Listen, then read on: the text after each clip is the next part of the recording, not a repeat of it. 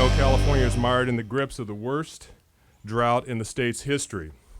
For the past 4 years, our state has received well below average rain and snowfall, and our resources are consistently at historic low water levels. The state is beginning to invest over $2 billion of Proposition 1 dollars, but those infrastructure projects are longer-term projects, and every sector of our economy and region of our state must do more to conserve now.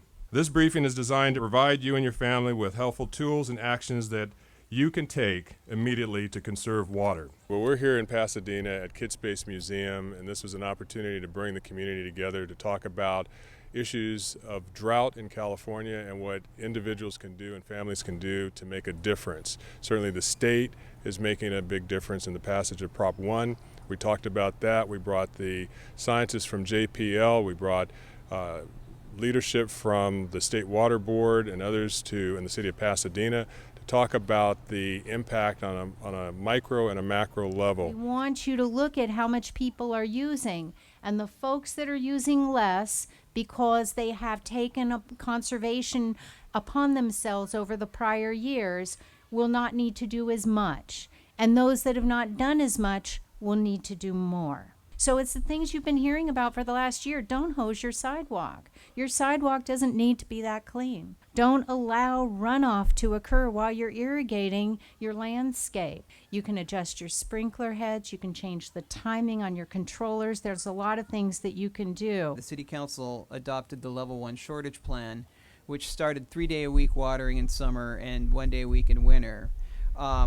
As the drought escalated, effective in June, the City Council adopted our Level 1 plan, which takes us down to 1 day a week watering in winter and 2 days in summer. Our customers overall are saving 25%, and I want to applaud everybody here that's contributed to that.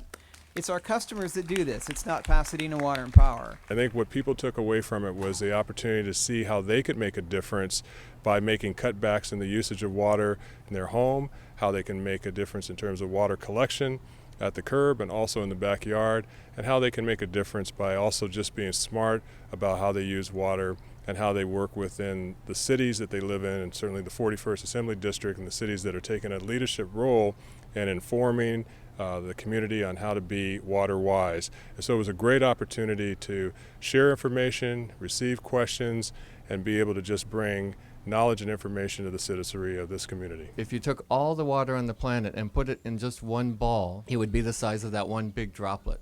And most of that is the oceans.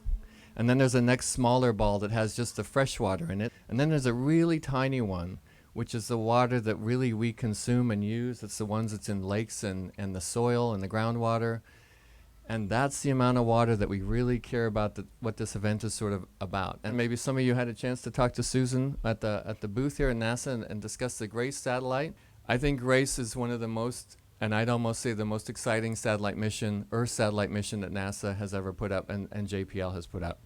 So what GRACE does is it measures gravity. And so it's just a genius way of measuring the changes in water, especially things that are really hard to measure, like the ice sheets.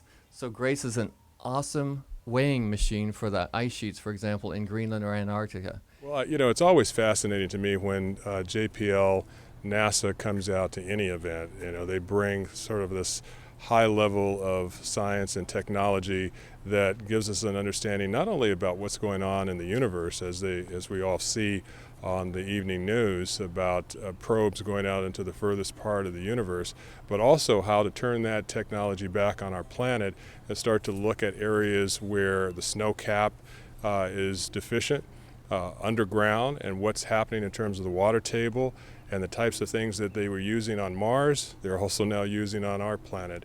And I think it's also very exciting to see that kind of brain power at work because these guys are going to come up with some solutions.